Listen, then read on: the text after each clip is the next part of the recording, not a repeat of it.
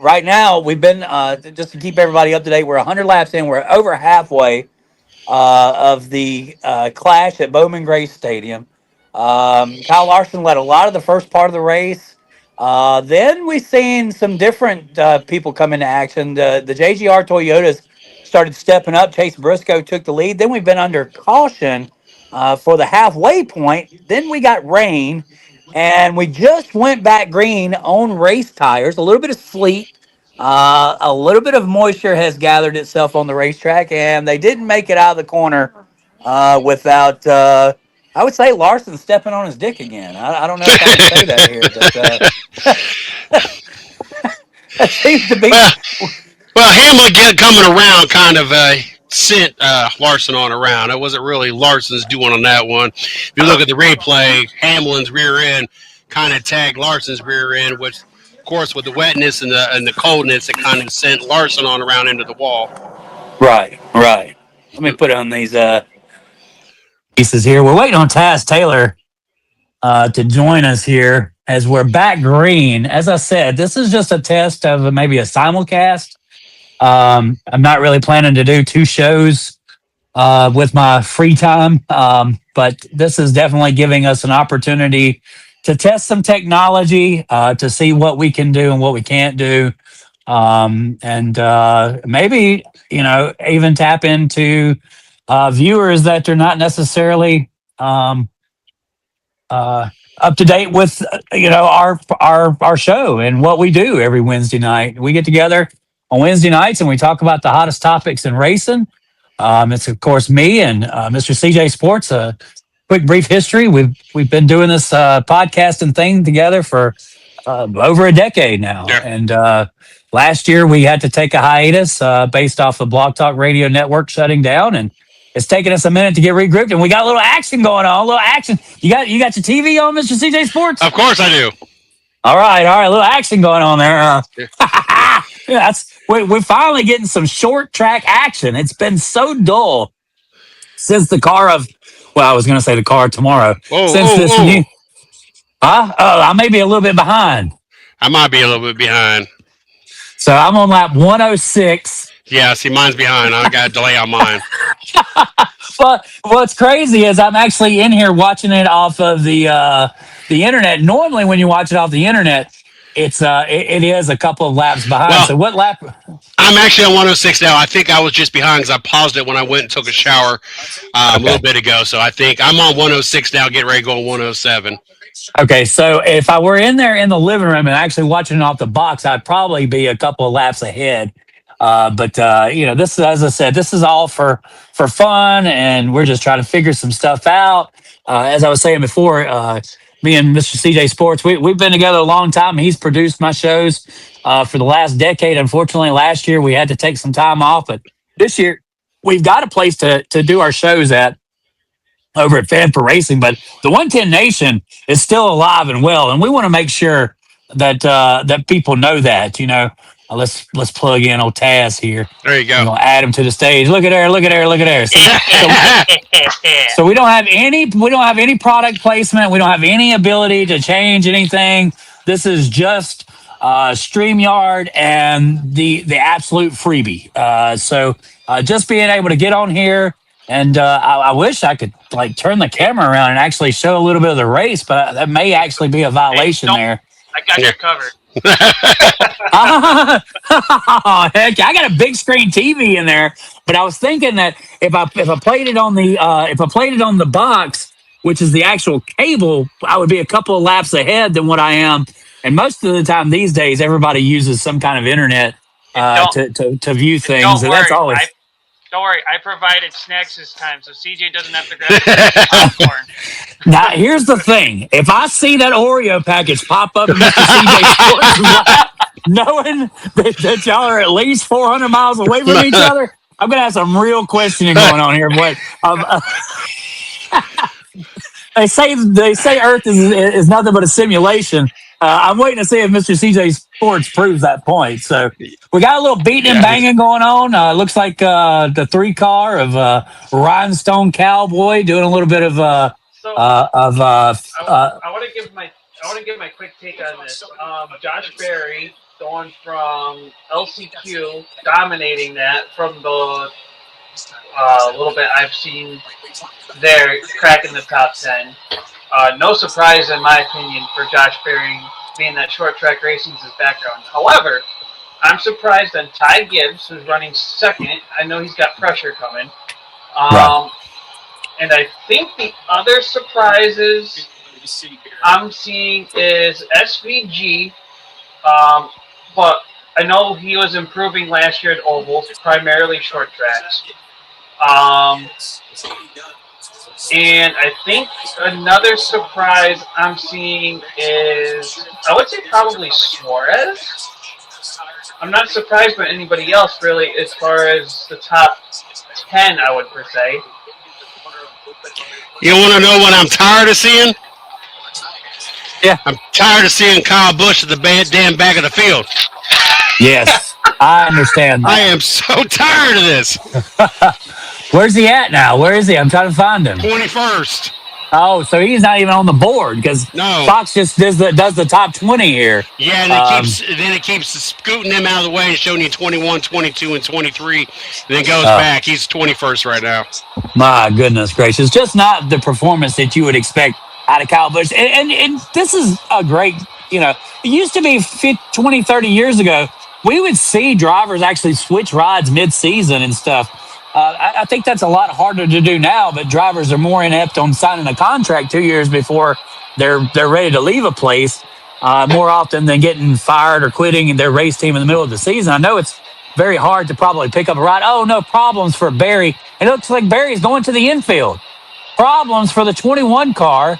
The Motorcraft Ford Wood Brothers machine is now parked it into the infield. He's got some heavy damage on the left front side. It looks like he may have a broken, what's that thing called? I have a flat tire. Okay, so he comes in hard and he slaps the wall. Wow. He either broke a toe link or either a toe link or something. Yeah, I think that I was thinking something was the suspension. I thought something was broken up on that left front, but it looks like a hard right side slap into the wall by the 21 machine of Josh Berry. It looks like it's going to send him to pit side there. Yeah. So he's gonna get off the racetrack. Yeah, toe link. I gotta work on my English here for the Cup cars. I feel like I just went into like announcer mode, but I don't have the necessary vocabulary to do that for NASCAR because I'm used to calling races for dirt tracks, and so you call them different things and different proponents in different parts. I am noticing that. I understand with the track being wet, they're kind of running choo-choo train Daytona style racing with this, but the one part that I'm noticing that's a little different per se, and I guess you could say the rain is kind of playing a factor in this, is that they're running one groove higher than down more, instead of running like right creeping in the inside, like hugging that inside. They're like running one groove higher. So you think they're running just a tad bit higher on the racetrack because of the moisture? If you pay attention to the line on the track where it's more dry than anything, they're all running like one groove higher. Look in the corners and you'll notice it. Right. Yeah. And we know gravity plays a big part there. The top of the racetrack is going to be a little bit drier than the bottom, correct? Based upon where everyone's been running, because it's piled out for the longest time. Right. You're phasing out a little bit. I guess your microphone's not picking you up as good. Now, Taz, do you have the TV where you can see it, or are you just gonna? I got where I can see it. Okay, so you're just gonna turn around and look at it like that. Okay. Yeah. So now I see you've got the headphone up to your mouthpiece now, so you should be able to call that just fine. That's good. And we don't mind looking at the back of your head either, Taz. It looks good. Look at that. Right there. I thought you had long hair. No, I cut that like a while ago. But hold on, I got something better for you. Ready for this? Look, we have nothing to prove here. We're Is just that having a good time. it? Simulcast is basically what we're calling it. This is not a Manning cast. This is what is this? Like a CJ Tasmanian Devil flag of caution cast. While we got some caution and a little break in the action, what's your guys' thoughts of catching up? I got caught up. So this race for the seat competition they got going on over colleague racing. What you guys? That's a good. So I got to I think episode 5 last night. And so far I've been so impressed by There, this. there's been 6 aired so far. Okay, so it might have been 6 that I watched out of 8. What was the one? What was it last night's episode? The Monday night one was the The physical workout, training one, yeah. Oh yeah, I did see that. I remember they got puking in the and Yeah. trash can. actually right now, as of 10 minutes ago, episode 7 started the premiere on YouTube. Right? Have we kind of already figured out now who it is? I see Minnie Tyrell. I know one driver who has, I'm pretty sure has not won it, and I'm not saying who it is because I saw the driver news last night and I was kind of bummed. So Oh yeah, don't give it away. I don't I'm know not if I giving want it that. away. I'm not saying who it is, but I'm Just feel I'm like like the Minnie. 95% positive I know who's not winning it. Well, I see Minnie Tyrell, and he had on the Dodge Ram, the Ram hat, and all, and he did an update today. And I'm just kind of wondering if I need to read into that, but the physical training part, look, we put it past. I think anybody that doesn't follow the sport does not give our guys credit enough to be athletes. But anytime you're in a 140-degree race car, powering through corners, handling the G forces that they are, I mean, I'll For consider a fighter hours. pilot an athlete just as much as I'll consider a race car driver an athlete too. So I'm not going to call these guys short. And it was interesting to see those who could handle the physical activity versus those that were really stressed out over it. So Yeah. it looks like we're about to go green. Anybody else notice how older Larry Mack looks now? It's like all of a sudden maybe he's aged about 10 years after this after this past season. Everybody Yo, giving him really a hard time. Him and Daniel Trotter. Logano's got a new nickname for me this year. It's no longer Giggles. It's now freaking Mr. Clean. Oh, I thought you were going to call him Walter White. No, he's going to be Mr. Clean. He's a freaking spitting image of Mr. Clean now. I think he needs to buff up a little bit if he's going to be Mr. Clean. He's still the skinny guy. Speaking of, we got Logano back there. It looks like he's running about 8th right now. He's like a Dollar Tree version of Mr. Clean. I heard it said earlier today. We didn't have really a chance to talk about the rookies and the sensations that are coming, but here's Connor Zillage. Full time this year. He's in the Trackhouse car. He was compared earlier today to Jeff Gordon. Here he is right now, running 5th. We got caution. A flag of caution on the speedway. Looks like may have been Bubbles, not Bubbles.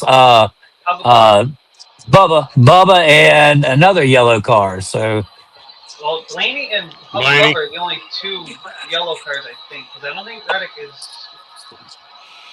Yeah, I think I'm about 10 seconds behind y'all. okay. So it looks like Austin Cindric has a left front. Yeah, left front flat on Cindric. He's going to have to go to pit side. Are caution laps counting? Does anybody know? No, they're not. Caution And laps are not counting. And the race has to finish under green. I like it. See, I feel like in this instance, and I understand in the sense why they're not counting caution laps, but I'm used to in races like this, especially with dirt racing, like in races like this, you count caution laps up to 3 laps, and then if you go further than that, the lap count freezes until they go back to green, then it recycles. So let's go back to Connor Zillage real quick because he's really going to be a subject for this year. I think, I would much rather harp on the great skills of Connor Zillage than I would how crappy of a CEO Jim France is. So let's stay on the positive side. Do you guys believe that maybe Chevrolet is really going to have a helping hand in making sure that Connor Zillage is successful over at Trackhouse Racing, and how much influence do you think that that's going to be with Mr. Hendrick to be able to get that kind of information from one race team to the other, just for the sense of keeping Connor Zilic, first of all, happy in a Cup car, because this kid has enough talent to go to IndyCar. He's got enough talent to go to Formula One. Do you guys believe that there's some inner workings to make sure that Connor Zilic is in the best equipment possible to represent Chevrolet in the long run? Or is this strictly just a Trackhouse thing and he's going to have to rely on the resources there? I think Chevy's going to do whatever they can, because if you, I mean, really, I mean, as long as Zilic goes anywhere, any motorsport with Chevy related, I think that's where he'll go. Like, I think he can get away with IndyCar. I think Chevy's involved there. I know Formula One, there's no Chevy involvement. And the only reason why I absolutely know that is because of Haas. Somehow, in some way, stupid shape or form, they are Chevy with NASCAR, but yet they're having Toyota backing for Formula One. Mr. CJ Sport, what do you think? I think as long as he performs, I think Chevy will do all they can to keep him where he's at. As long as he keeps putting up the performances that he needs to put up. And we've seen over the years, manufacturers mean so much more these days than what they may have in the past. And though Zilic is racing for the other team, if I were Chevrolet, I would make sure that I was giving Connor Zilic every chance possible to be successful, even if that included Chevrolet basically saying, hey, Mr. Hendrick, we appreciate all that you do for Chevrolet, but we need to make sure that this guy has everything that it takes for him to be successful, because our sport depends on the next superstar. And Connor Zilic, with his smile, with his charisma, with his athletic ability, with his racing ability, he really does have the chance to carry that torch, more so than I think of Kyle Larson, more so than I believe of Christopher Bell.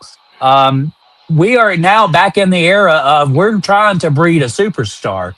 And I think that's going to take, they say, children are raised by the village. Well, this is one of those instances where I really think the village matters for a driver like Connor Zilic. And I'm not saying that he should be given more opportunity than Jeff Gordon or any other driver, but very rarely do we have a driver of this talent kind of being raised up in a second tier program. I know Kyle Larson has not always been the hottest thing in racing. And look, there was a time where Kyle Larson would have probably sat 9th or 10th amongst the greatest drivers in NASCAR, back when Gordon and Johnson and Junior and all the racers before him, Busch and Kyle Busch, Kurt Busch. So Larson's had to work his way up the ladder. This kid is coming in with all this pressure underneath him that he's going to develop and be the next. You mentioned that because Larson came into the sport through Ganassi, when all the names you mentioned, Gordon, Junior, Johnson, were basically on their way out of the door within a few years,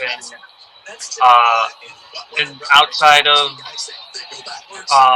once all those guys left, that's where the door opened. I mean, granted, it opened in a different way than we had expected. Right. Given the way Larson, was kind of given the boot in his manner, then came back. So we've seen Toyota throw money in and TRD on some cars and everything else. Do you think Chevy is willing to go all in? Do you think Yes. Chevy is willing to spend that money in NASCAR? Does NASCAR have the popularity that it once enough now that it once had, that we're not quite seeing in the stands? Now, I'm not talking about tonight. I understand tonight's a whole different situation. The race is 3 days later. It's horrible weather conditions, and there's still fans out there. I applaud them. I know it's not easy to change your whole schedule and to be willing to sit through the weather they're sitting through to be out there. But do you think that Chevy sees that there's the investment there in a sport that we talk about it. It's not always full. It's not always the most popular thing going on.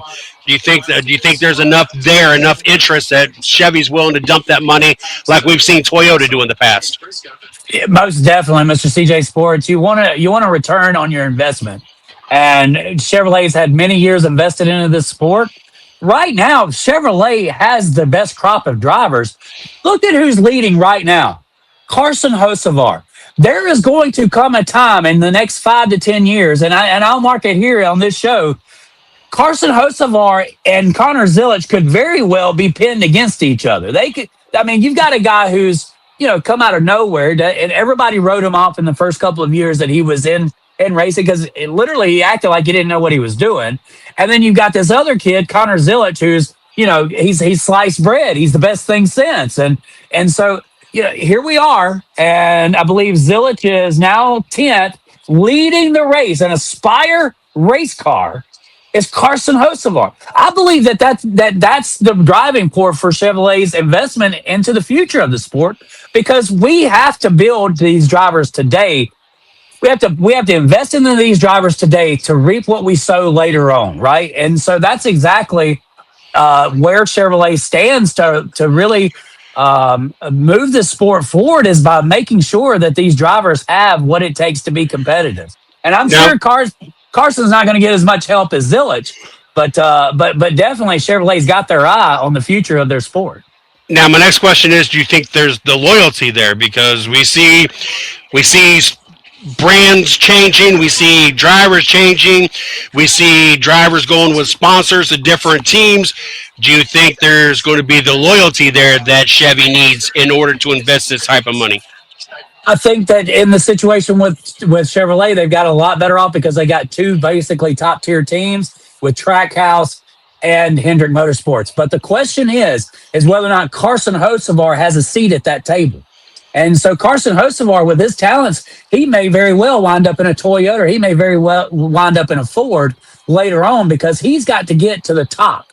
He's got to get into the best race car that he can possibly get into to be able to manufacture what he's capable of. Similar to what we've seen with Kyle Larson. It worked out for Kyle Larson to stay in a Chevrolet, but there was a lot of other manufacturers and a lot of other good teams who were trying to track him down and get him signed. We know that Tony Stewart made a push towards bringing Kyle Larson to the Ford camp.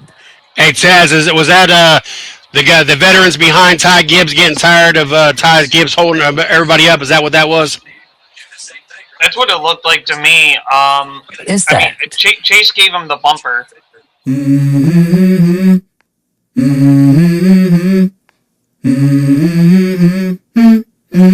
Let's go.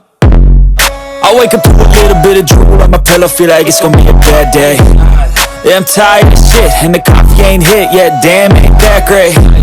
I don't wanna go to work, cause my boss is a jerk, and I'm not even that paid. I need a change in my life, cause I don't... Well, we're going back green flag races. Briscoe on the front row. Hocevar.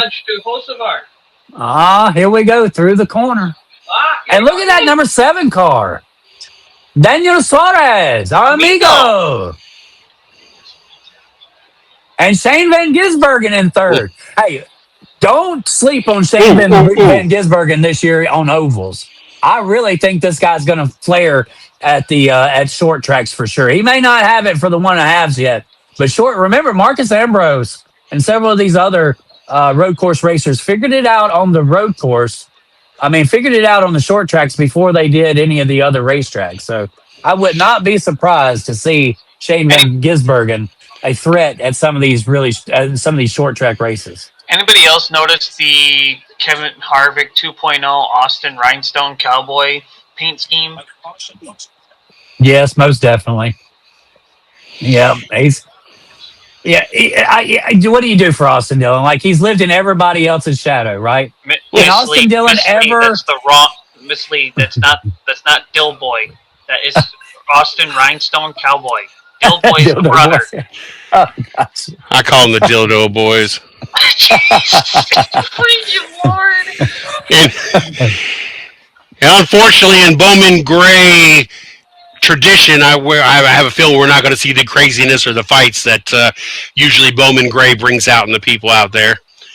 Yeah, right now it's I've, Snowman Gray. I have seen some crazy videos out of that. I really wish I would have made that trip up there. It just be a long night, and it would have been about an hour and a half drive back to home after a race out there in Winston Salem.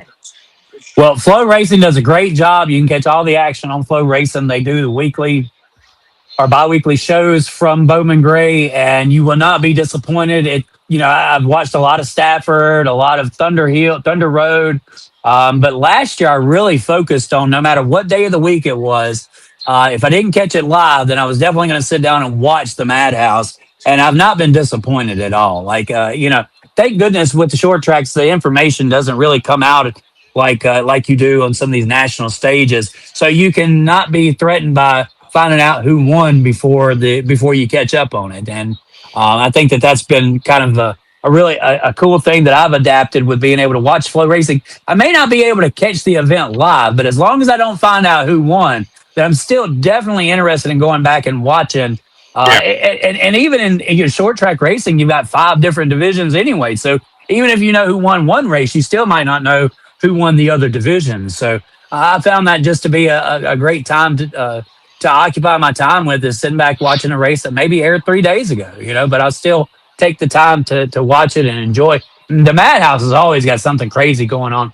And I was actually watching last year when I was watching it live when the guy got killed, and he basically hit the wall and nobody really knew what was going on. And thank God it come out later that he had a heart attack and was probably gone before he even hit the backstretch wall back there. But it was definitely, during the action, all of a sudden, things got really, really crazy real quick. And you're like, wait a minute, like this guy just hit the wall on the backstretch. There shouldn't be anything wrong here, And unfortunately, the guy succumbed to a heart attack and died doing what he loved. Though, I mean, what better way to go?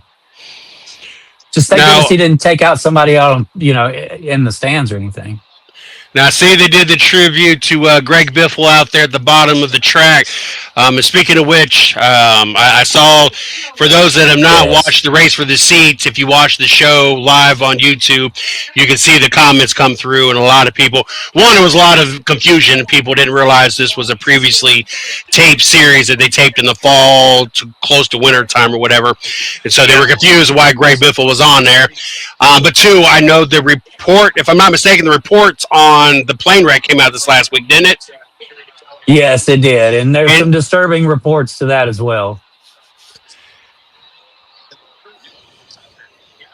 Obviously, one of the things that come out was that some instruments were not working at the time of takeoff. And there was also the confusion of whether or not there was a qualified co-pilot for that aircraft. I've heard conflicting reports that since they were a co-pilot, that Greg Biffle should have been qualified for that position, but definitely not as a full-time pilot. But there's also some rumblings about maybe that should be the co-pilot should be just as capable as the pilot in those kind of situations. So, it's an unfortunate situation. And Greg was loved throughout the community, and just shows like how involved he was still in racing by making that appearance on the show. I was caught off guard by that. I didn't know that Greg was involved in that. So when I was like, oh my God, Miss Heather, Greg Biffle, like this is before he got killed. So, it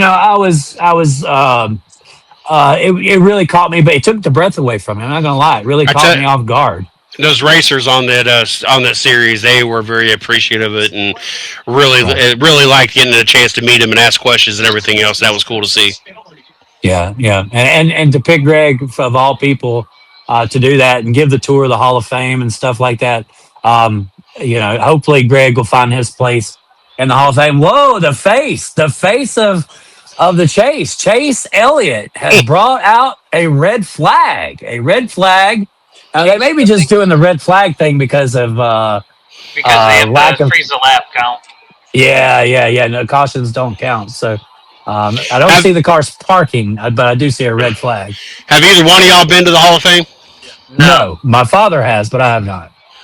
I got to go the first year they did the whole chase thing as media and got to interview all the drivers. They did a rotating thing. You had so many, they timed it. You had so many minutes, and you rotated onto the next driver, and we got to walk around the where they were in the series, walk where all those cars were, and see the banking and all that stuff. It was really cool. So where's Jared? Where's Craig? Like, where are these guys at? Are they peeking in? Do they know that we're live? Craig, Unfortunately, we did not get. Craig probably is like getting ready for He's probably nighttime asleep. because I know Yeah, he gets up early. yeah, he's an early bird. Yeah, just want to see. And Miss Lee's there. Y'all heard from Miss Lee. I haven't turned on any of my social medias and all. She's chiming in our group chat. Yes, I know she's been a messenger. Okay, all right, good deal. Also, Mr. CJ Sports, we're going to take a little time here. Van Gisberg is in the lead. We're about to go back green. Hostelar, Priest, Gibbs, and Briscoe. Now, since over the last year that we were out, you've actually adventured off into a new endeavor. Tell us a little bit about this sports shop that you've created and how to get some of that memorabilia. Because obviously you've got a store that you keep stocked. You can sell this online as well, right? Correct. I have 4 locations. We're in West Milton, Ohio, Hocking Hills, Ohio, Lancaster, Ohio, and Monroe, Ohio. And then you can also go to the 110 Sports and Collectibles.com and get our merchandise. We have all officially licensed stuff. I have a little bit of racing, not a lot of racing. Sorry, race fans. It's a little bit harder to get. I think it's more of it's not as popular, plus the vendors and the wholesalers I go through. But we mainly deal with NBA, MLB, NHL, and the NFL and college. So it's been a thing for those that ever listened to the 110 Nation Sports Show. Mario, who was a co-host with me over there, we go way back. We're good friends. We both used to live in North Carolina together. I still talk to him. As a matter of fact, he is getting ready to do the NCAA tournament media coverage. He gets to be with the athletes and everything else. Really, really proud of him and where he's taking the media side. But he got me into the sports merchandise side. He hits about 20 festivals or so a year in North Carolina, and he's got a couple locations down there as well. What we just missed here was Ryan Priest is now in the lead, RFK to the front, but we've just had a pretty big wreck here, and I believe it was it Logano and Hamlin that got caught up in that? Well, And Chase Elliott. We're making enemies real quick. I love that. Now, this is the idea, right? At a small track like the Clash being at Bowman Gray, with it being a small track, you're going to start ruffling feathers pretty early. This is an exhibition race that's going to basically set the tone for how these racers race each other for the rest of the year. And I promise you, a racer does not forget how he's raced. I have racing friends, a lot of them. And what is so funny, and I'll giggle under my breath all the time, is in mid-conversation, somebody will talk about somebody who roughed them up 25 years ago, and to this day, they still hold a grudge. They may be just passing in the pit, and you can see the nose flare and the intimidation, the intimidating eyes given, and you just know immediately, yeah, they've had beef. I mean, racers do not forget. Now, don't get me wrong. I'm all for the Bowman Gray. I wasn't a big Coliseum guy. I'm all for the Bowman Gray, but I also lived in North Carolina for about 25-ish years. Your thoughts on this? Is it a mistake to take it away from Daytona, where you're almost guaranteed you're almost guaranteed never to have snow, and the weather is not as possible as a factor? I know that we didn't get snow much in North Carolina, and the storm was kind of a rarity. But was it a better bet and safer if NASCAR kept it in Florida, where the weather was a little more predictable? You just had to worry about rain showers here and there, or should NASCAR continue moving it around with the possibility of snow and weather being a factor? So I did hear a proposal I've seen about talks of moving the Clash with Bowman Gray with all the weather in this. There have been people that are trying to voice getting, if we can't get Daytona as where the Clash will be, some people have opened their voice of New Smyrna, where the World Short Track racing happens I went to the beach there. around this time of year anyway. Yeah. So I know there's been some fans on Twitter, X, whatever the heck you want to call it. It's the X Twitter, TX. The Clash was the race back in the day where they had opened the beer bottles, and that's how they drew their numbers. Okay, And it was to only make sure wholesalers. I wasn't hallucinating and everything else. No. I've been to the beach out there in New Smyrna. I've never been to the track. I almost went one year back when we had the connections with the Martin brothers, and they were doing their racing down there, and almost went down there at that point in time to see them race. But that would be great. I just think, I don't know, as much as I like and I love Bowman Gray, don't get me wrong, you're just taking a little bit of chance. I know We got a parking lot. Rockingham. In Rockingham, you kind of had that problem early on one year that they had snow at the Rock one year too. Right. So I know there's the possibility of snow. It's not very often, but I know there's a possibility where Florida, it's like almost no possibility. I mean, I know it does every now and then, but it's like almost like a 1% chance. Right. Also, let's go back to with the Clash. You know, the Super Bowl used to be in January. It used to be the last week in January, right? And that's what the Super Bowl was forever. So literally, you could kick off February and have the stage to yourself. Then, as time has gone on, the NFL moved to the new playoff system, which kicked it back a week. You know, with the off week or whatever for the division. So now we're to the point to where now NFL has expanded so far that now they're going to actually take a weekend away from us that has been our weekend for quite a while. So what that's done is, I believe it's put pressure on the networks not to have the Clash at Daytona, not necessarily because fans weren't showing up. They try to blame it on the fans, but in reality, I think it really has everything to do with production because they put so much into the production of the Super Bowl that am I correct that the Super Bowl is on Fox, correct? Yes, last I knew it was. Yeah, I'm not 100% sure, but I know Fox is there regardless. I can't remember. I think they're on the Super Bowl, but I think did the Super Bowl, did Hulu, I think it's Hulu, did Hulu pick up the Super Bowl option again this year? I know last year they did. I'm not sure. I don't know. We still have Xfinity cable. But what I'm saying here is, with, you know, do you race on a Saturday race? If you go back to Daytona for Speed Weeks, as the Clash used to be, do you race that race on Saturday so that you don't conflict with the Super Bowl?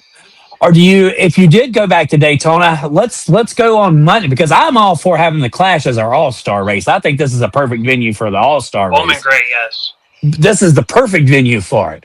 So if we did go back to the Clash and they said, well, fans weren't showing up, well, maybe because you were having a race on Saturday, and then you had to wait the whole week before the Daytona race. That's a long time off for a lot of people to show up to.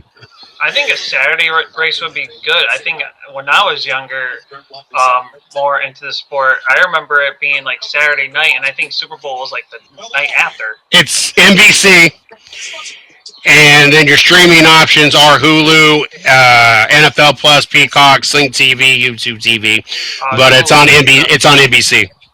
Hulu did pick it up. Wow. Yeah, so that was completely off the wall there. Thank you, Mr. CJ Sports, for bringing that correction in. But Fox is going to be down there with the pre-game show, post-game show, and all that other stuff. They're going to be all tied up this weekend anyway. So regardless if they're the one actually hosting it, you know, airing the show, airing the Super Bowl, they're still all tied up in all the production of that as well. Right. So that's kind of what I was getting to. That production wise, they didn't want to have two big events going on at the same time, and that's been as well with the NBA All-Star Game. It's going to be interesting to see how the NBA caves with their All-Star Game on the same weekend as the Super Bowl next year. We haven't heard anything about that, because literally the Super Bowl is now it's the biggest thing, biggest television event in the world every year, and so it's hard to move the giants, like David versus Goliath almost. our sport has 7 million viewers. There's going to be 85 million viewers in the United States watching the Super Bowl. I'm not sure Yeah. why that many people would be interested in this year's Super Bowl, considering both teams are just like Well, there's no real big superstar to either one of these teams. at least the Super Bowl and motorsports will be kind of mixed together this year, because on Super Bowl Sunday, the Cadillac F1 team is going to be releasing their livery for their first year into F1. Interesting. So we got the Super Bowl this weekend. Was it the 24 hours next weekend after that? No, they already did the 24-hour. Oh, did they? Okay. race. So we got qualifying then next weekend. Yes, next Wednesday night, a week from tonight, is qualifying for the Daytona 500. Okay. And then Thursday will be the duels. Friday will be the truck race. Saturday will be the ARCA and the Xfinity race. And then Sunday will be the Great American Race. I still don't like this provisional shit that freaking NASCAR pulled.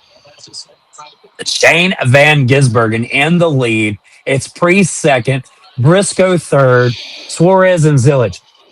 That's a great opportunity to talk really quick about Briscoe. Briscoe first showed up at Joe Gibbs Racing last year, and we thought, holy smokes, like we really thought this was going to be a big deal for Briscoe, and he has stunk it up. He ain't doing nothing. Then the second half, the season comes around, and Briscoe becomes one of the hottest drivers on the circuit. We're seeing him run third right now.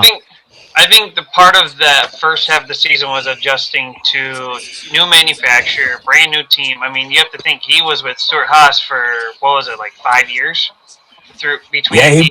between Cup and what's now the O'Reilly Series. Right. He was brought up through the ranks of Stuart Haas Racing, and Ford for the longest time too. Right. And I'm talking further before Haas got involved. Stuart Haas got involved. I think with Brad Keselowski Racing and somewhere else too. I think with the trucks. So similar with Briscoe. With Jones, I felt like Briscoe really had the ability to be a namesake in NASCAR, and it looks like this is going to happen with him running so well. But we got problems on the racetrack. Kyle Larson slow rolling down the bottom of the racetrack here. It looks like there may be some big problems for the number 5 HendrickCars.com Chevrolet. Now the leaders are passing him, so he's going a lap down now. And Larson continuing to limp, and I believe he's going to stall here in the corner, and that should bring out a caution out on the speedway. I don't know how the caution wasn't thrown to start with. Still no caution. Still no caution. Are we running an endurance race here? Okay, caution flag on the speedway. Van Gisbergen, your leader. Holy shit, isn't it? Oh, it's good, man. It's good. We can say whatever we want to on this one, man. So when these cars go into the quote unquote pit road behind the wall, what are they actually allowed to do? Because I've seen about 3 of them. I saw the 45, 77. I think I seen someone else go back there. Are they allowed? I didn't think they were allowed to do anything unless they had a flat tire. I think they're allowed to do whatever they normally do at any other racetrack. I think that they have a much stricter or a much smaller clock to work with. 45's coming back out. 77's got his hood up. Oh no, problems for the 77 machine, and I believe that is our guy Carson Hocevar, correct? I believe so. Yeah. Oh wait. Let me find out what the name is. Carson Hocevar. Hey, I like that. All right. Look. Hey, let me just say it, and then you tell me who it is, Mr. CJ Sports. Taco Bell. Suarez. No, Taco Bell. No. That was racist.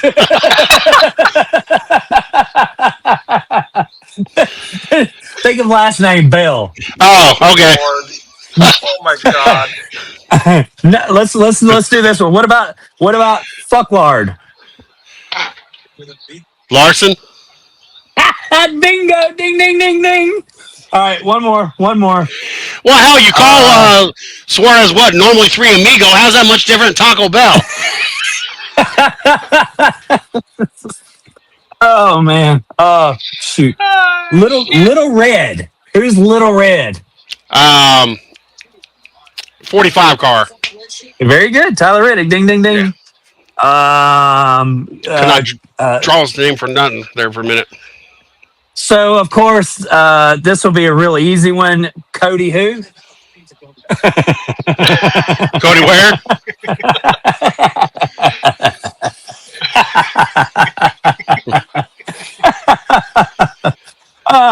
Free Willie. Willie Free. Byron. Good job. Good job. All right. This one could be a little bit harder. Hillsbury Deal Boy.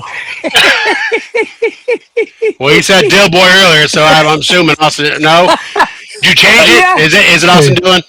Yes, it's Austin Dillon. Holy crap. No. Wrong Dylan boy.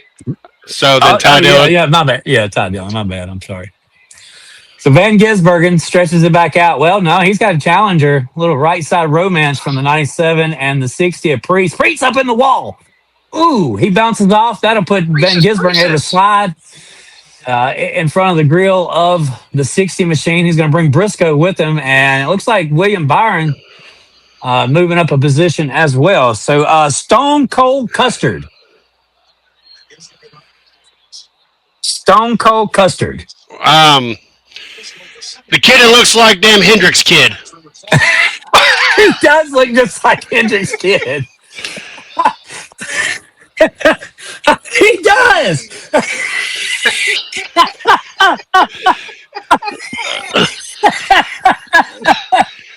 Oh my God! It's hot. Turn that heater off. Custer or whatever. 60 car. Priest. Who's he ride for? Who owns the 60? Okay. RFK. Yeah. I didn't know if he changed or not. He changed the number then, right? Didn't it used to be a different number? No. No, well, that was a 37. He was 37 with JTG, then he went 41 with Stuart Haas, and then he went to RFK here. But he was with Joe Gibbs at one point, which I don't understand why Gibbs never put him to a full-time ride. Right. Probably was full. I tell you what, Ryan Priest is a good guy. I got to meet him at Myrtle Beach Speedway, kind of through stats, and he kind of set that up for me. I got to talk to Ryan Priest. He was a cool guy. So, does anybody know the story of why Cal Ripken is on the side of Daniel Suarez's car? Isn't there something to do with like Cal Ripken experience or something down in North Carolina? Mr. CJ might know. Nah, if that's something new, then I have no idea. The only experience I ever did, I think, was a Richard Petty experience. I did Kentucky, and it brought back memories when y'all talked about wishing the Kentucky track come back, because I got to do the race experience at the Kentucky track for my kind of my bachelor party. My brother paid for that. We went down there and got to ride in the Cup car there. That was a sad sight to see that track. Being someone who had been there a couple years, doing media coverage, and then go back there where they hadn't been there in a long time, and just seeing the weeds growing up, and just kind of a ghost town of a track there. So I'm not sure if you'll be able to get this one. His nickname is Kiwi. And I know yours lost. I am too. Chaz Taylor, please tell us why the number 97 of Shane Van Gisbergen is nicknamed Kiwi. Because he's from New Zealand. I believe he's from New Zealand, if I remember right. And New Zealanders are called Kiwis. Very good. All right. Miss Lee said she loved Kentucky. As a matter of fact, I was going to say that was the only time, but it wasn't the only time, because we've met a couple of times in Lancaster, right up the road from where I live, because now that I moved back to Ohio, me and Miss Lee are kind of neighbors now, kind of in a sense. Two of my stores are by where she lives, but we did get to meet up at the Kentucky track the first time I ever met Miss Lee. So Chase was the problem. Yeah, Chase was the problem. Obviously, somebody had told us earlier that it was Larson who was out of gas. Not sure what's wrong with Chase Elliott here. All right, let's do a quick judgment call, right? So 165 laps in of a 200-lap event. We have harped and harped time and time again about how crappy short track racing has been. Tonight, it feels different. Now, is that because it's an exhibition race? Is it because it's a wet racetrack and the conditions? Or have we started to make improvements with this car on a short track? Can we define any of that as a definite reason at this point in time? I'll start with you, Mr. CJ Sports. I think part of it's just we're ready to see some racing. Um, it does feel a little bit different. I think the exhibition where they're not so worried about the points, they kind of beat and banging a little bit earlier than they maybe would have in a normal race because there's no points on the line. Taz Taylor. He ain't even got his headphones on. He ain't hearing you. Uh oh. He's over at the TV. Taz! Taz! He ain't hearing you because he ain't got his headphones on. What do you do? Think we took a commercial break? What he's doing? Taz spaz out. Hey Taz, what are you doing? It Now, must have went please off. don't. It must have went off at 9 o'clock on his TV or something. Oh yeah. So if he's watching by one of those apps or whatever, yeah, it will because the time just moved, right? There he Yeah. is. He's coming back. Did they really say FS2 for the race? No, it's on it's on regular Fox. Okay. I just saw Miss Lee say something about turning to FS2. Like, what? No, it's on regular Fox. Okay. Regular Fox Sports. No, is this Fox Sports? What is this? No, it's on Home Fox. Yeah, it's on Home Fox. Okay. I had Uh to check to make sure. Network. Okay. So what I asked Mr. CJ Sports just a minute ago, Taz Taylor, was we're 165 laps into this event. Have we? Obviously, we're seeing some pretty good racing here. Is it that we've caught up on the package? Is it because of the weather? Mr. CJ Sports brought up an interesting point. He said we're just ready for racing. I think this year it's more of the conditions we're facing with. I don't want to say the package got better because this is race number 1 of the year. I know it's not a points race, but this is also race number 1 of the short track. This is first race of the new package entirely. I think this is the 750 horsepower package they're running tonight. So I'm right now I'm kind of leaning more towards the conditions because if you think about it, they went through 100 laps within a reasonable time span. At the start of this second 100 laps, they've gone 65 laps in an What? hour. Okay, wait a minute. You got to switch Did you guys FS2. lose it? You got to switch What? that. Yeah. What? I don't have FS2. The Mass Singer went ahead. That was what was scheduled at 9 o'clock. No way, Yep. dude. I just switched No over. way. They're jacking No up. way. They're jacking up Tyler Red. Tyler. Why am I drawing a blank? Yeah, I don't got that channel either. They're jacking up the 45 car. They're putting tires. They're changing the tires on his car.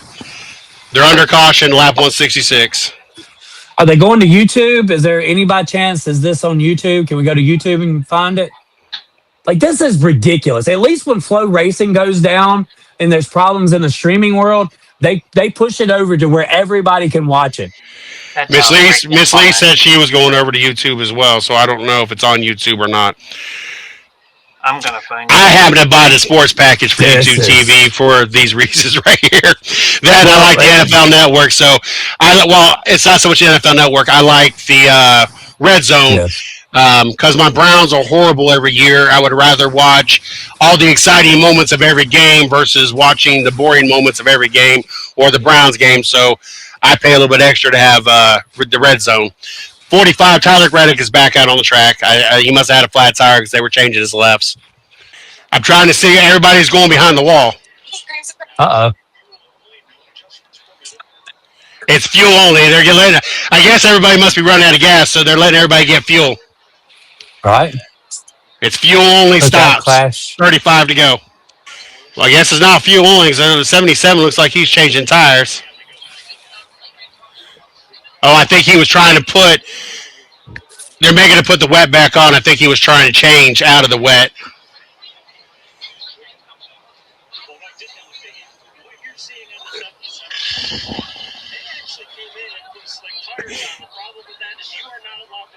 Yeah, 77 went ahead and put slicks back on, and NASCAR told them they couldn't. They had to put the rain tires back on, so they're changing back into the rain tires.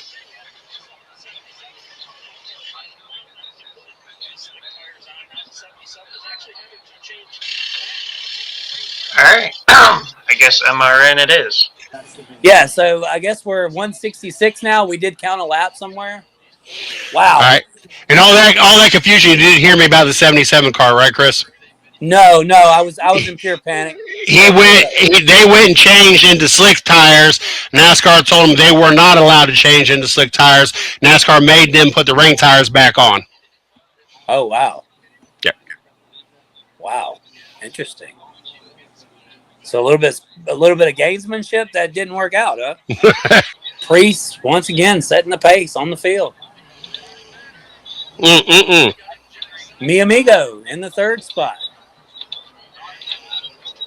I don't think Blaney's too happy. He got a little Yeah, from the I say I don't think Blaney's too happy with Dylan. No, not at all. Is that working now? Oh, he saves it. Oh, good job, Dylan. Now he makes contact with Bowman there. Wow. That's old school Bristol racing. Mm-hmm. So Trackhouse looks like they're pretty competitive here in this event. We've seen Ben Gisbergen up front. Now he's running 19th. But here's Melon Man and of course Zilich. We've seen him pop in once or twice. Not sure why Zilich is in the back, and I've yet to see. Is Kyle Busch out of the race, or can he just not get out from the? Okay, he's up to 15. Never mind. I think most people would believe that there's only 20 cars in the field because I don't think I've yet to see it go to 21st to the 23rd. Every once in a while, it swaps over to the left, and then it'll show 21 through 23. It just doesn't do it often.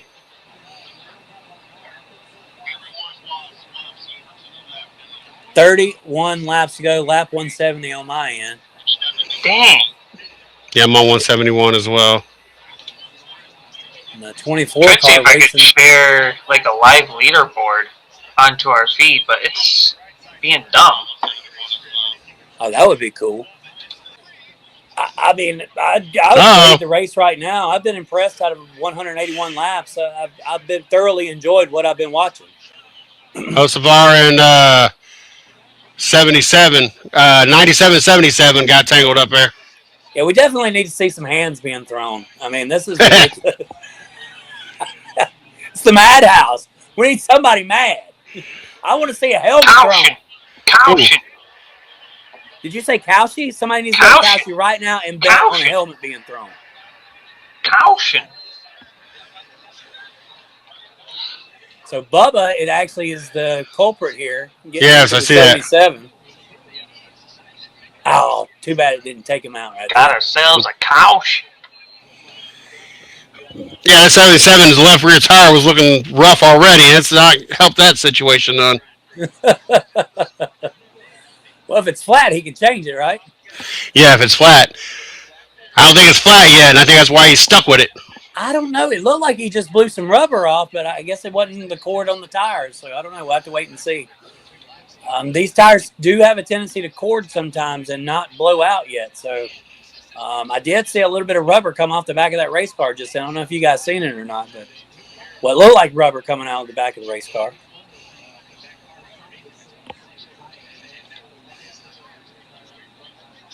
Any bets on who's going to win this race? Any wagers I'm hoping for Ryan Priest. Yeah, I wouldn't mind seeing Priest. But I'm okay with Blaney and or Bowman. Those are my other two, but I'm pulling more Priest. It'd take a miracle for Blaney to come back from where he's at right now. Right. With only 20 laps left, because not like a lot of passing. There's some, but not. You're asking for a miracle for that 12 car to come up. You're talking to Blaney, who won Martinsville to get into the championship. Okay. Did you guys just see what Ty Gibbs just did, rolling up all the way to the top of the racetrack Is he trying to get a little bit of grip on those tires by going up there where that rubber is? Let me take that back. I thought the other yellow car farther back was a 12 car.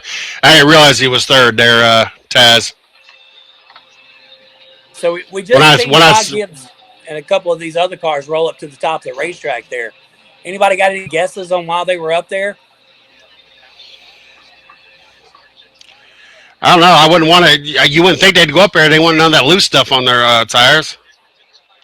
Unless they were already feeling like the tires were kind of losing tread, and this gives them the ability to maybe gain a little bit of grip there on the restart. I mean, I'm not sure. Are these Could it tires possibly? worn out? Could it possibly, if nobody's run up there, cool their tires down a little bit? That could be a possibility. I've seen a The lot track. of rubber buildup up there, though. Are we on? Are we still on the rain tires? Yes, Interesting. because NASCAR made the 77 put his back on. Okay, so we're still on the rain tires, and they're going up trying to grab a little bit of rubber up on the top. I would believe that that's to help them on this restart find a little bit more grip. As I said before, it looked like some cording going on some of these tires. So I'm not sure. That could have been a played up strategy there.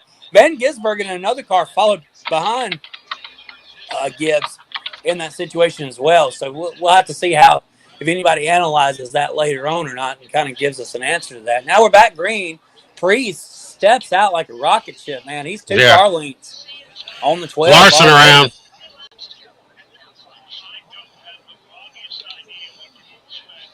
Oh, Kyle Larson. Larson, and what's his new name this year? Fucklard and Fucklard. And what's got ourselves a caution. 20? What's 23? Oh wow! Looked like it was Kyle Busch is doing though. Looked like he spun his tires or something. If you see that replay at first. Oh, it's 4 wide. Wow.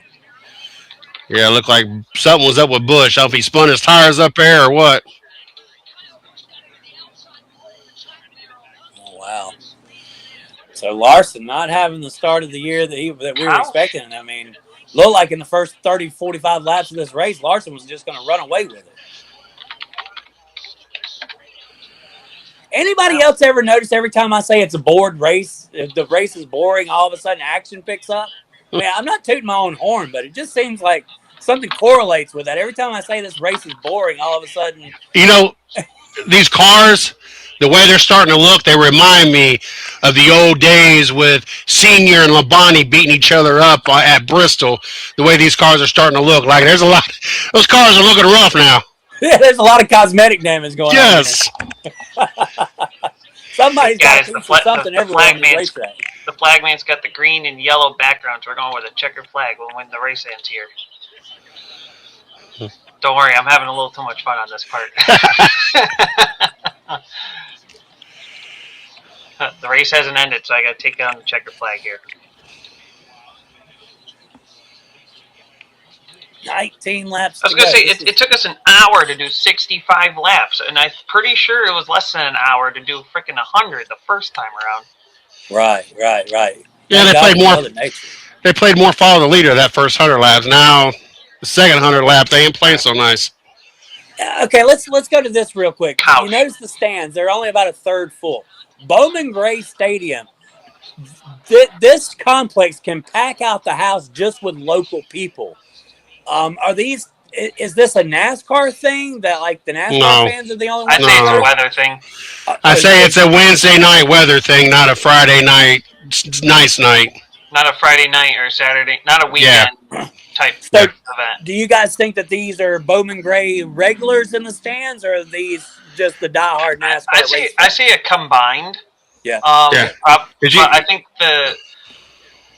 I would say combined, but you're probably seeing more like local-ish, and I say ish because there could be people from different parts of North Carolina from there. So, right. Yeah, I mean, if I would already had my tickets bought and I still live in North Carolina, I would have gone, but I'd have been an hour and a half up the road. But I'm sure there's a lot of people that already redeemed their tickets. They had to get back to work or refunded their tickets. I'm sure there's a lot of people with school and everything else. It's just not not a weekend night and it's not 30 degrees optimal opportunity to go. So I'm sure there's a few locals that went ahead and jumped on it because they knew there would be seats available and either could get out of work or didn't work tomorrow.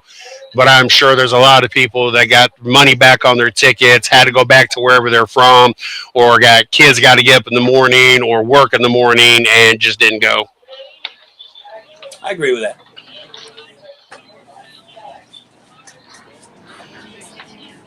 So let's go back to the idea of maybe, do we run this clash maybe on a Monday night if we were to go back to Daytona? Would we run this on a Monday night, the day after the Super Bowl, and then basically have qualifying either on Tuesday and Wednesday, and then have the duels on Thursday? Because that would kind of tie in every day of the week. Maybe have a short practice session on Tuesday with qualifying on Wednesday. And if we did go back to Daytona, would we go back to just the pole sitters being involved in this race? As I heard Jeff Gordon and a few others explain earlier, and I think Dale Jr. was one as well. Basically, when they were doing racing the Clash, it was only pole sitters, and it was a 20-lap event. It was just kind of a kickoff of the season. Yeah. What do you guys think about that? I like Daytona, so I would like them to go back to Daytona. If they stay at Bowman Gray, I have no issue with it. But why not do Friday night racing? Like, it gives you 2 days to play with the weather. Right. Two, most of your fans come out on Friday night racing, so you're going to have a packed house. Right. So I don't like the Sunday night ordeal or the Sunday ordeal or whatever it was supposed to be originally anyway. It won the Clash normally a Saturday night race anyway before? Yes, it was a Saturday night event. Yes. Yeah, so... Because qualifying used to be held on Sunday. Yeah, so... I personally, so you don't have to worry about the weather, I would go back to Daytona. I like that tradition, and you didn't make the drivers have to, and obviously they're not traveling. That was what was good about Bowman Gray versus the Coliseum, is they don't have to travel clear across the United States to come back to go to Florida. You're right here. You're right at the back door of basically everything, being still in North Carolina. But I also like the tradition of it, just all them going down to Daytona for 2 weeks, be able to just kind of chill, interact with the fans, and not have to do all this traveling as well. Right. So here we are, 15 to go. This is a feature for, like a street stock event at your local racetrack. These guys are not going to have really enough time to build up too much heat in their tires. It's going to be hard to go if you're, say, 10th or 11th. It's going to be hard to push toward the front with the traffic that's in front of you. Have we seen the last caution of the night yet? Probably not, but the way Ryan Preece is driving, I don't care what position you're already. I don't know if you're catching him or not. Right. He's got that car dialed in. We're going to watch that monitor. Bowman Gray is a shorter scale and less banked than Stafford Motor Speedway, and that's where he pretty much got his roots of racing from. Yep. So both of them ran a 15.27 last time by Preece and Byron. And this time Preece betters them with a 15.26 and Byron a 15.33. So no time gained. As a matter of fact, a little time lost that time by as they go back across the finish line one more again. 15.28 and 15.37. Yeah. So he just slightly a tick faster. Oh, and the fastest car in the field at this point in time as I look down the graph. Yeah. Preece stretching it out, as I believe I've just heard the announcer say. Yeah, I'm seeing. Oh, Byron gets a little upset. Uh-oh. Yep. He's overdriving the car now. Byron's just about to get his ass kicked by a second-tier Ford team. Over a half second faster. Heck yeah. Roush Yates horsepower. 8 to go. Do we get a caution here? Do we get a fun caution? Somebody can spin out. The fun 7 flag. to go. Byron was faster that lap, but Preece has been very consistent, right at that high 15.3, low 15.4 every lap, consistent. He just ran a 15.5. I did not have Ryan Preece in my bingo card to win the Clash. I'm sorry, guys. I would have almost guaranteed Big 3 would have been here dominating this race. But as we see right now, RFK Racing and then Hendrick, then Penske, then Spire, and then Joe Gibbs Racing. Reese's 5 Pieces. to go. But once again, a little bit more off, 9/10. Byron's about 9/10 faster than Priest that time by, but Not this Priest has lap. such a good run going right now and such a good lead that all he's got to do is just kind of pace himself through these corners here. The last thing that he wants to see right now is a caution on the speedway. And Priest is catching Bubba Wallace there in the back of the field. Yeah, I don't see any real reason why Wallace should throw any blocks or anything here to slow him down. It's not like he's trying to help a manufacturer there. I'm not seeing Hamlin's the closest Gibbs Toyota car. So, and it looks like Bubba just moves over. Here comes Priest. Yep. What's Priest's nickname, Taz? What's that? What's Priest's nickname? Reese's Pieces. That's what I was going to say. Reese's Pieces? Yeah. Instead of Reese's Pieces. Okay, Reese's Pieces. All right, 1 lap to go. Here we go. Wow. Take it to the house for RFK Racing. Kroger in Victory Lane. There you go. Ryan Priest has sealed the deal, y'all.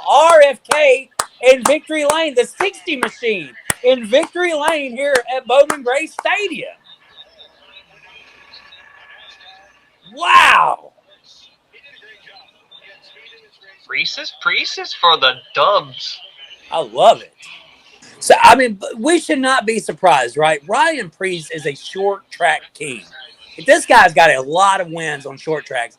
He was successful at Joe Gibbs Racing at short tracks. We didn't get to see much of him when he was in the JTG Doherty number 37. We saw hints of a race car driver when he was over at Stuart Haas, but Stuart Haas was so far out of the game by then, we really could not make any judgment factor.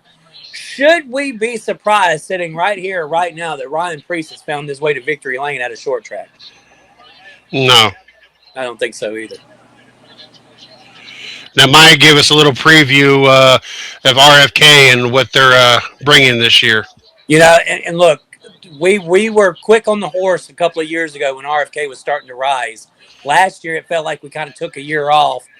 They just had a lot of problems and stepped on their own feet a couple of times in the beginning of the year. Keselowski got mirrored toward the back because of some penalties and had to work himself back up to the front. This could be the year that it all gels back together for Roush Fenway Keselowski Racing, and kudos to that whole enterprise for continuing to push forward and make their race team better. Here he is stepping out of the race car. Coca-Cola represented. Kroger represented. A short track phenomenon represented. The 60 car. I mean, wow, this is all new. This is good. This is a good way to start the season, y'all. Yep. Awesome. No, any throw of hands or anything? Anybody fighting in the pits yet? No cutaways yet. I mean, it's the madhouse. We want to see something going on. I gotta find my boxing ring. Hold on. Yeah, that's what NASCAR should have done. They should have put a boxing ring down in the middle of the field. Hold on. I got you. Hold on. I got you. Look at this guy with the checkered flag in the background. Oh, my gosh. I'm jealous.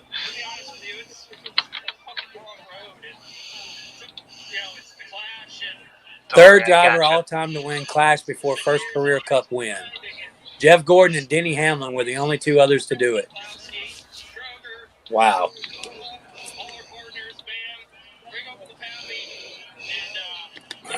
Boxing ring. Ding, ding. There it is. That's awesome. Well, best part is I don't even have a green screen, and it freaking works just as good somehow. That's awesome.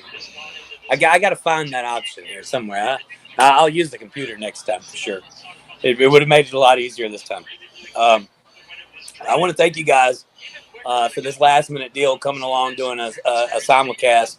I've never enjoyed doing a show while racing was on. I've always thought that was kind of counterintuitive to do a show about racing while racing was on, but somehow we incorporated that into doing this basically this simulcast while the race was on. And look, we had people in our own network laughing their tail off. So hopefully anybody else that watches this laughs their tail off as well. Hey, I don't see this as a failure. I see it as a success. I've been managing to figure out these backgrounds. Hey, awesome backgrounds all night long, Taz Taylor. I swear. If you can go back to that checker flag one last time. I got you. There you go. There you go. See, what's even better is that when we're under caution, we got the caution flag. Look background. at that! Yes! We're under green flag now. Look at this guy. Look at him. Look. So I don't know what y'all are doing on Sunday. And hey, but, we're in victory lane. I guess anytime y'all want to get the band together and do a simulcast, then this is going to be where we do it at. Let's do it a couple of times this year. Let's do this again. Then we have the boxing ring. On. What? Then we have the boxing ring. Yeah, the boxing ring. I love that. We're going to have to save that for Bristol for sure. Yeah. So thank you guys for being here. Y'all have anything that you want to close with or anything you want to talk about before we exit out? Nope. No, I don't think so. Oh, there is one thing. The 110 Nation Cup simulation series will be coming out sometime next week. I don't have a date yet. Okay. But it's coming up. But it'll be the first race of 7. There we go. For the season, and it will be, of course, Daytona for the 24 laps of Daytona. Looking forward to it. Yes, me too as well. Thank you guys once again for being here tonight. Hopefully everybody had a great time. I know I did.